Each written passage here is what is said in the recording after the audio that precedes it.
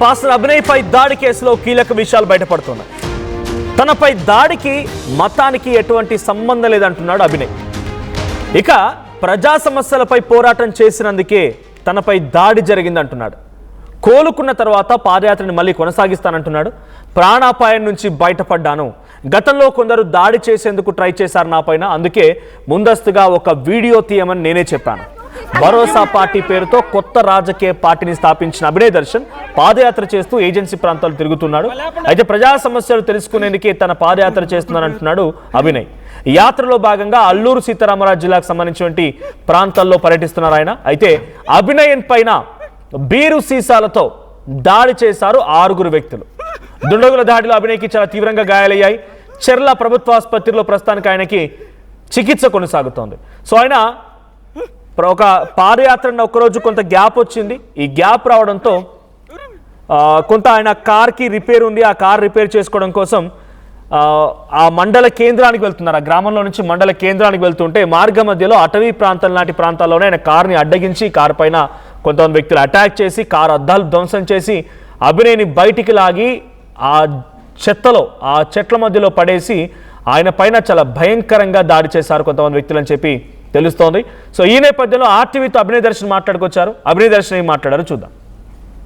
ఈరోజు కేవలం విశాఖ జిల్లాలోనే కాదు, దేశవ్యాప్తంగా సంచలనం రేకెత్తించింది. అభినయ్ దర్శకి ఇప్పుడు జీకే వీధి మండలం మొండిగడ్డ అట్లాగే జరిలా ప్రాంతంలో నిన్న అనూహ్యంగా దాడి జరిగింది. ప్రస్తుతానికి అతను ప్రాణాపాయ పరిస్థితి నుంచి కోలుకుంటున్నారు. ఇది ఒక రకంగా మంచి పరిణామంగానే మనం భావించవచ్చు. దర్శి ఉన్నారు, ఆర్టీవీతో మాట్లాడే ప్రయత్నం చేస్తున్నారు. అభినయ్ గారు, అదే ఒక రకంగా దేవుడి దయ కావచ్చు, మీ కుటుంబం దయ వల్ల ప్రాణాపాయ పరిస్థితి నుంచి మీరు బయటపడ్డారు. ఎట్లా జరిగింది? ప్రస్తుతానికి మీ ఆరోగ్య పరిస్థితి ఎట్లా ఉంది? ప్రస్తుతానికి బాగానే ఉందండి. 2D ఒకటి జరగాలి అంటే లాస్ట్ 3 years బ్యాక్ నాకు హార్ట్ ప్రాబ్లం వచ్చి 2 స్టంట్స్ పడ్డాయి. సో గుండెల మీద చెస్ట్ మీద వాళ్ళు తన్నారు. అది ఎక్కువ చెస్ట్ పెయిన్ వస్తుంది, దానివల్ల 2D ఎక్కువ తీసుకోమని చెప్పారు. దానికోసం వెయిట్ చేస్తాను. అంటే ఇప్పుడున్న పరిస్థితిలో నేను ఎక్కువ మాట్లాడించడం కూడా కొంత ఆరోగ్యపరంగా మీకు ఇబ్బంది ఉంది. నిన్న ఎట్లా సార్ దాడి జరిగింది? అంటే ఆ సమయంలో మీరు ఏం చేస్తారు? నేను కార్ డ్రైవ్ చేస్తున్నానండి. నాతో పాటు 2 ఉన్నారు, మొత్తం 3. సో మేమున్న నీరుతోటిపాలెం నుంచి స్టార్ట్ అయ్యాము. చింతపల్లికి స్టార్ట్ అయిన ఒక 1 kilometer వెళ్ళాము అంతే. అక్కడ సడన్ గా వాళ్ళు బైక్స్ ముందు ఆపేసి గుడ్లు విసిరారు. నేను గుడ్లు విసిరంగానే లూప్ లైన్ లోకి రైట్ తీసుకున్నాను. చిన్న రోడ్డు ఉంటుంది. తీసుకున్న తర్వాత వాళ్ళు రాళ్ళు తీసుకుని వెంటబడి అద్దాలు పగలగొట్టడం మొదలు పెట్టారు. సో నేను చెట్లలోకి కొనిచ్చి కారు ఆగిపోయింది. అన్లాక్ చేసుకుని దిగేలోపే చేతులు పట్టుకుని లాగేశారు. నేను అట్లే బోర్లో పడ్డాను. పడిన తర్వాత లాక్కెళ్ళిపోయారు. లోపల లాక్కెళ్ళిపోయి 4 రౌండప్ చేసి నన్ను గాజు బుక్కలు ఉంటుంది కదా, బీర్ బాటిల్, దాంతో ఇక్కడ బలంగా పొడిచాలని చూశారు. కానీ నేను ఇలా సైడ్ తిరిగేసరికి గీసుకుపోయింది. అప్పుడు లెఫ్ట్ థైకి పొడిచారు, తర్వాత ఇక్కడ పొడిచారు, బ్యాక్ సైడ్ పొడిచారు. ఇలా చిన్నవి అయ్యాయి. ఆలోపే ఉపాధి హామీ పనులకు వెళ్ళే వాళ్ళు మధ్యాహ్నం 3:30 టైంలో బయలుదేరుతున్నారు. అది చూసి అక్కడికి రావడంతో వాళ్ళు ఎస్కేప్ అయి పారిపోయారు.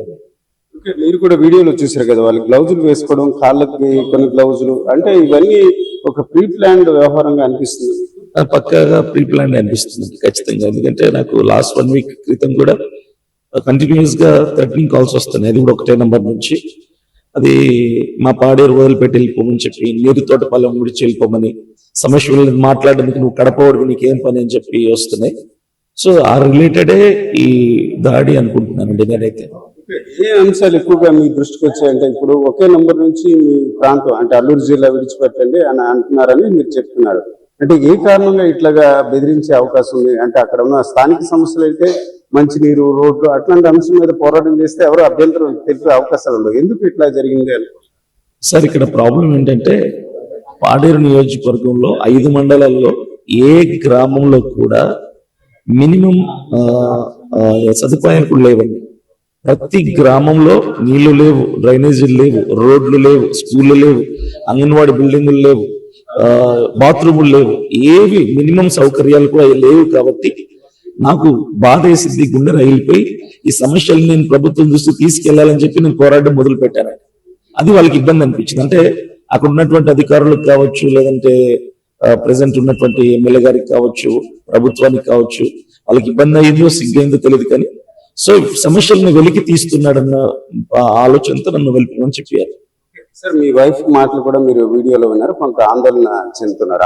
ఆమెతో పాటు చాలా మంది మీ అభిమానులు ఉంటారు, ఫ్రెండ్స్. ఇట్లాగా నెక్స్ట్ కంటిన్యూ చేసే ఆలోచన ఉందా మీ పాదయాత్ర కావచ్చు ఇట్లాగా, లేకపోతే ఈ అంశం మీద ఎట్లాగా నెక్స్ట్ ప్రజలకు ఏం చెప్దాం అనుకున్నారు? తప్పకుండా కంటిన్యూ చేస్తానండి. నేను ఒక రికవర్ అవుతుంది 4-5 days లో, కాల్ ఒకటే కాబట్టి కొంచెం తగ్గిన తర్వాత కంటిన్యూ చేస్తాను. ఇది విరమించుకునే ప్రసక్తి లేదు, నేను ముందుకు వెళ్తానండి. సార్ అల్లూరు జిల్లాలో ఎందుకు ఎంపిక చేసుకున్నారు? అంటే ఇక్కడ ట్రైబల్స్ కదండి, బాగా వెనకబడ్డ ప్రాంతం అని నేను అడుగు పెట్టాను. అడుగు పెట్టిన తర్వాత సమస్యలు విపరీతంగా కనిపించాయి. అంటే ఏ నియోజకవర్గంలో ఇంత లోటు ఉండదు కాబట్టి ఈ ప్రాంతం మీద నేను పోరాటం జరుగుతుంది. సరే, ఎక్కువగా చూసుకుంటే ఈ అంశం అంటే మీకు మీద దాడి జరుగుతున్నప్పుడు కొందరు వీడియో తీశారు, అంటే మీ ఫ్రెండ్స్ అట్లాగా. అంటే ఎందుకు అట్లా వీడియో తీశారు? అంటే జనరల్ గా ఒక దాడి జరిగితే ప్రొటెక్ట్ చేసుకోవడం కానీ పారిపోవడం కానీ జరుగుతుంది. దాడి అంటే ఇంతకు ముందు ఎప్పుడైనా వాళ్ళు గైడ్ చేశారా? ఏమైనా ఇష్యూ జరిగితే మనకు జరిగే అవకాశం ఉంది అట్లా?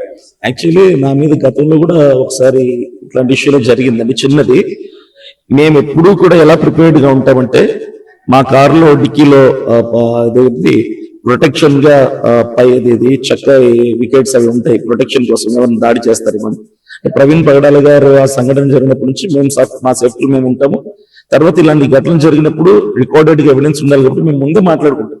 ఏదన్నా ఎవరైనా సడన్ గా అటాక్ చేస్తే వీడియో తీయండి ఖచ్చితంగా. ఎందుకంటే ఈరోజు సువార్థికుల మీద ఎక్కడ దాడి జరిగినా సరే ఖచ్చితంగా అక్కడ ఉన్న వాళ్ళు వీడియో తీస్తుంది. ఎందుకంటే బయటికి రావాలి కదా, ఎవరు కొట్టారు, ఏంటి, ఇట్లా జరిగింది అన్నది. సో దానికోసం వీడియో తీసానండి. ఓకే సార్, ఓవరాల్ గా మీ పేరెంట్స్ కావచ్చు లేకపోతే వైఫ్ వాళ్ళకి ఏం చెప్దాం అనుకుంటారు? మీ ఆరోగ్యం గురించి ఎంతో కొంత ఆందోళన చెంది. ఆరోగ్యంగానే ఉన్నానండి, దేవుని కృప. నా కోసం ప్రార్థన చేసిన లక్షలాది మందిని బట్టి సేఫ్ గా ఉన్నాను. చంపాలని చూశారు కానీ తప్పించాడు దేవుడు నన్ను చావు నుంచి. సో నా ఆలోచనలో, నా ప్రయత్నంలో, నా పాదయాత్రలో ప్రజల సమస్యలు తెలుసుకోవటంలో యథావిధిగా ముందుకెళ్లే ఆలోచనలో ఉన్నానండి. ఇది మతపరమైన అంశం ఈ దాడి? అస్సలు మతపరమైన నేను ప్రస్తావన నా పాదయాత్రలో కానీ ప్రసంగాల్లో కానీ మతం అసలు క్రైస్తవ్యం అన్న పదాన్ని నేను ఎప్పుడు వాడలేదు, ఎక్కడ వాడను కూడా. మీ ఆలోచన అంతా ప్రజలు, మౌలిక సదుపాయాలు, వాళ్ళ హక్కులు, ఇట్లాంటి అంశమే మీకు ప్రాధాన్యత? ప్రతి పౌరుడి కొరకు, ప్రతి పేదవాడి కొరకు, ప్రతి సామాన్యుడి కొరకు నేను పోరాడుతున్నాను కానీ కులం మతం నేను చూడలేదు. ఇది వాస్తవానికి ఒక ఆవేదనకరమైన అంశం. ఒక రకంగా ప్రజల కోసం పోరాటం చేస్తాను. ముఖ్యంగా అల్లూరి సీతారామరాజు జిల్లాలో చాలా వెనుకబడిన ప్రాంతం ఉమ్మడి ఆంధ్రప్రదేశ్ లో. అట్లాగే వారికి మినిమం ఫెసిలిటీస్ అంటే మంచినీరు కావచ్చు, లేకపోతే రోడ్లు, ఇట్లాంటి అంశాలు లేవు. అందుకోసమే తాను ఆ ప్రాంతానికి వెళ్ళాను.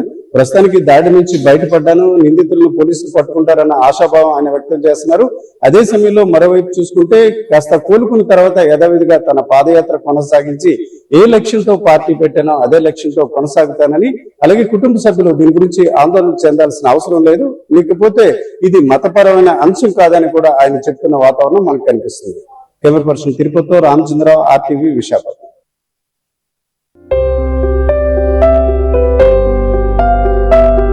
చిన్న చిన్న ఆనందాలు 35 ఏళ్లుగా నా జీవితంలో లేవు. 35 ఏళ్లుగా నేను డైపర్లలో బ్రతికాను. 6 సెంటీమీటర్ల ఫిస్టులా నా మూత్రాశయంలో లీక్ కారణమైంది. ఎవరూ నాకు సహాయం చేయలేకపోయారు. AINUలో వైద్యులను కలిసే వరకు. అక్కడ వారు రోబోటిక్ శస్త్రచికిత్సతో నాకు పరిష్కారం ఇచ్చారు. వారు నా ఆత్మవిశ్వాసాన్ని కూడా తిరిగిచ్చారు. Precision care makes it possible. The Center for Robotic Surgery at AINU